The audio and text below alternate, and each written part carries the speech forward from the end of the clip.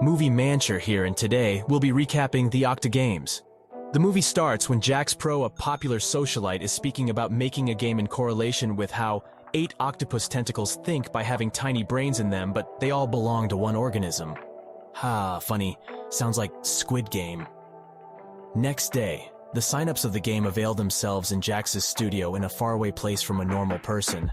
Champ is said to go home with Jax Pro's 150 million followers and all his social media accounts plus his sponsorships. Not being able to be told after the first game, they are told the prize. At the looks of everything, seems the masked guys are not part of the game and they'll be diverting the plot building scene. The guns intended to protect maybe bodyguards are needed. Overall, nothing seems odd, but let's wait. They thought it was just a game since the Eliminator was in a bunny suit and appeared to be a circus clown exercising their laughing muscles. That's when the people started to know each other. Maxine introduces herself to Carrie. The girls giggled much. The first game came. If the command is prefixed by Simon Says You Do It, if not, you're out.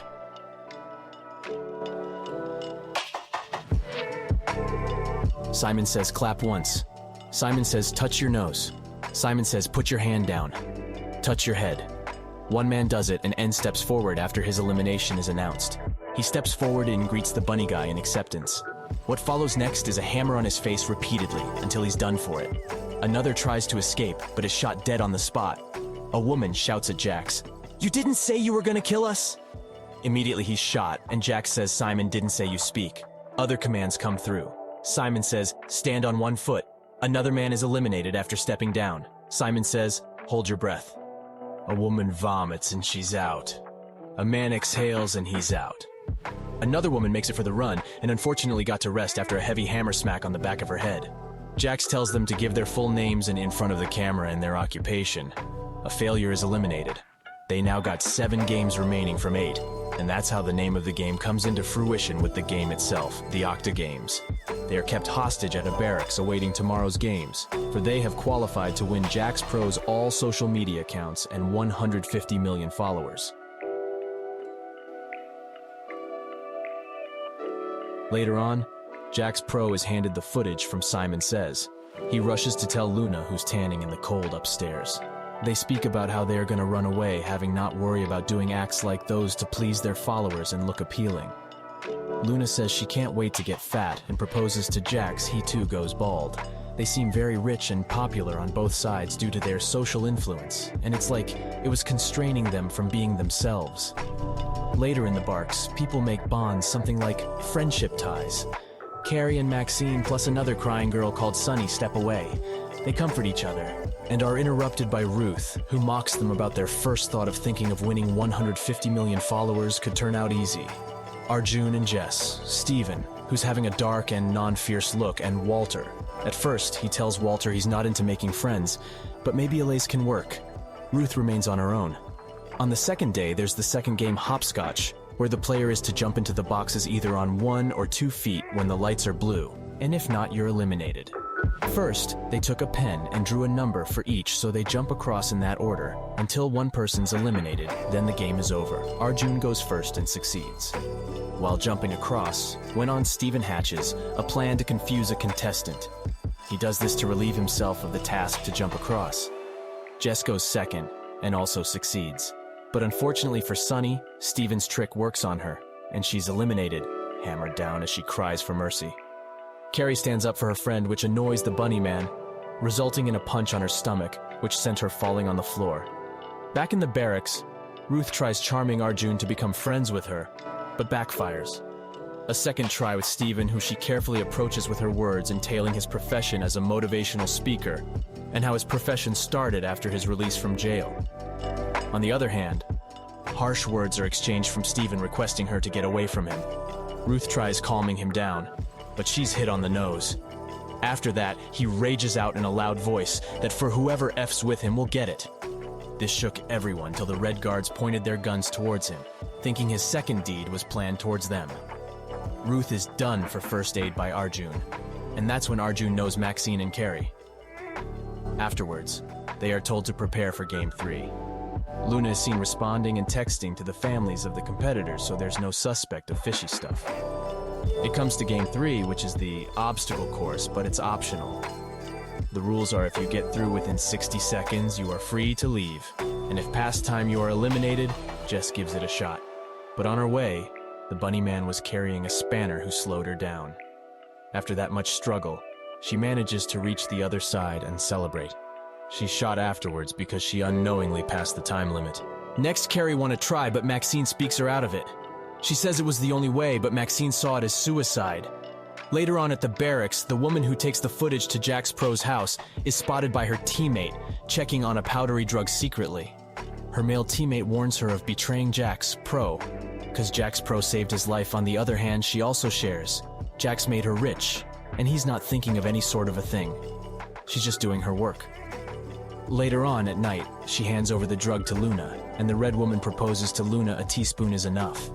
Then the red woman asks when will be her pay, and Luna assures her that Jax will be cashing out soon after Game 7. The substance is not well known, but seems it's not a good thing. At the barracks in the night, Arjun signals Sari so they get a way out of the barracks. It could be the optimum time because the bunny man didn't move for the last hour. And after checking, as Carrie advised, the bunny man grabs his hand in the act. Game 4 comes on the second day. The musical chair rules are the first person to be found. Not sitting after the music stops is eliminated. But the game continues, and the winner will have $1 million deposited in her account. Before they start, Walter asks Steven to split it with him if he's eliminated.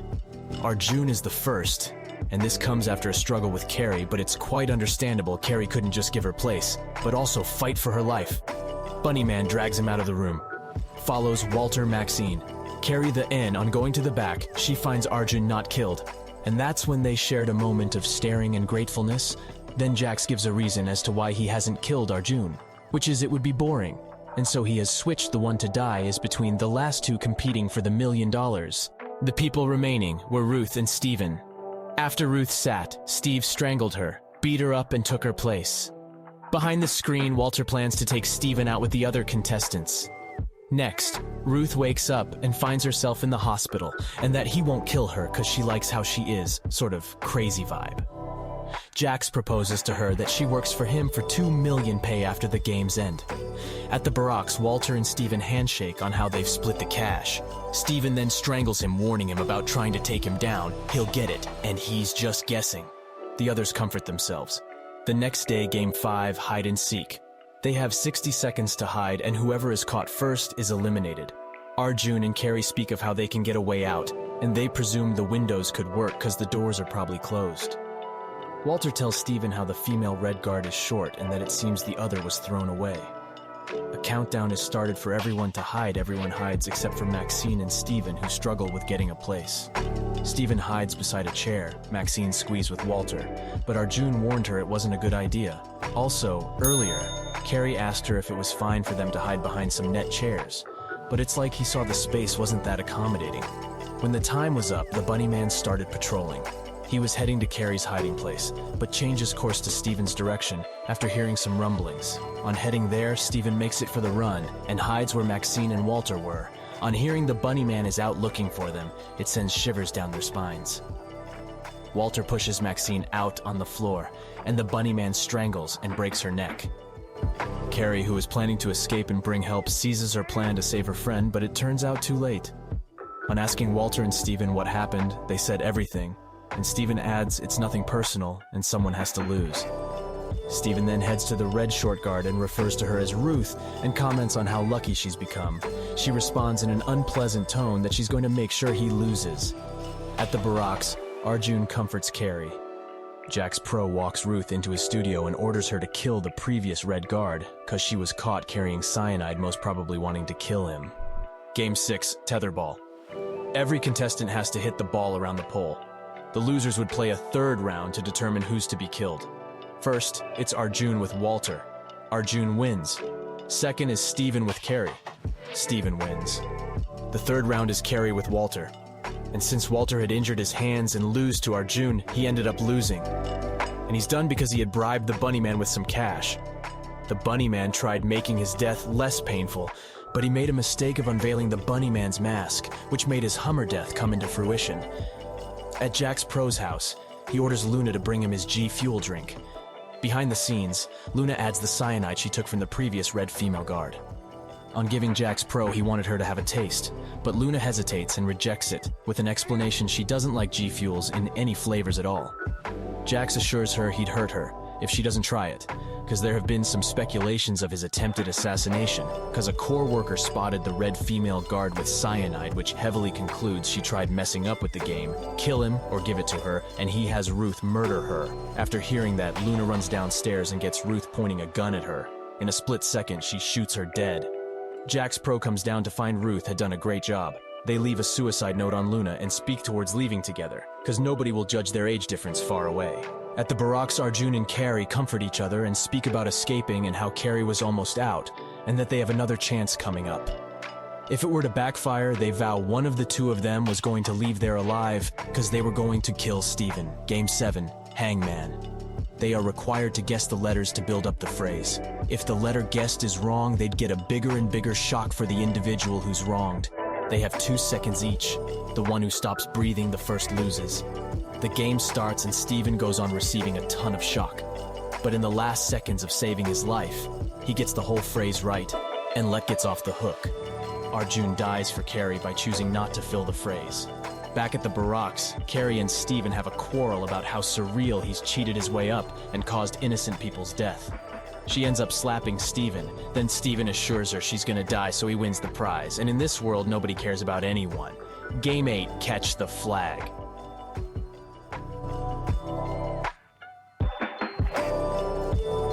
Jax states that he'll be gone at the end and the police will have a ton of questions for him, but they'll get nothing. The rules for the game are: catch the flag for more than 3 seconds, and you win, well after racing for it. No killing or knocking out of any contestant. The result for that is you're out. On reaching the flag, Steven intends to knock Carrie out, but he's signaled by the red guard. Ruth beside him tells him to hold his horses and not to pull the trigger on Steven. By force, he takes out the flag from Carrie's hands and raises it. Ruth then signals Carrie that's not the right flag, but a decoy. So Carrie goes ahead for the furthest flag. Carrie wins, and Steven's shot dead. Ruth sabotaged the flags. It's true to say all of them wanted Steven dead after all. In the end, Carrie is drugged and given Jax Pro's accounts as he stated.